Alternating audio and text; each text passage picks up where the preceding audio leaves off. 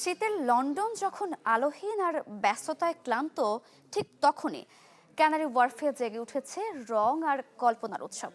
আলোয় আঁকা স্বপ্নের গল্প নিয়ে ফিরে এসেছে উইন্টার লাইটস ফেস্টিভ্যাল। 10ম বছরে পা রাখা এই আয়োজনে শিল্পীদের সৃষ্টি বদলে দিয়েছে রাতের শহরের চেহারা। এবারে ড্রিমস্কেপ দেখতে প্রতিদিন জড়ো হচ্ছেন শত শত দর্শনার্থী। নতুন বাংলাদেশ গড়তে এলো জুলফিকার স্টিল। জুলফিকার স্টিল, ইস্পাত দৃঢ় অঙ্গীকার। লন্ডনের শীতের ধূসরতা ভেঙে রং আর আলোয় ভরে উঠেছে ক্যানারি ওয়ার্ল্ড। মঙ্গলবার থেকে শুরু হয়েছে জনপ্রিয় ক্যানারি ওয়ার্ল্ড উইন্টার লাইটস ফেস্টিভ্যালের 10ম আসর।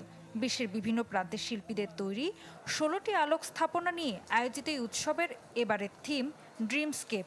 চারপাশ জুড়ে কল্পনার জগৎ, রঙিন আলো আর আধুনিক প্রযুক্তির মেলবন্ধন।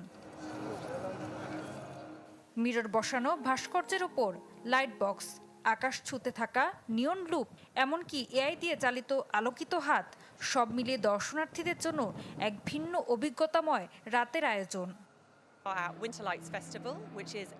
এটি আমাদের উইন্টার লাইটস ফেস্টিভ্যাল।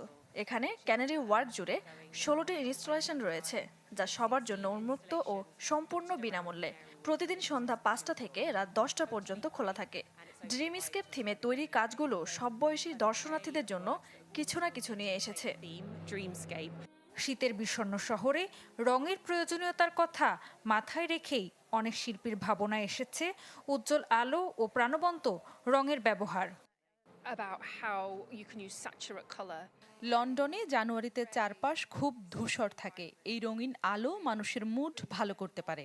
আমি চেয়েছি এমন একটি আলো ও রঙের কেন্দ্র তৈরি করতে, যা মানুষকে টানে, একসাথে আনন্দ ভাগ করে নেওয়ার সুযোগ দেয়।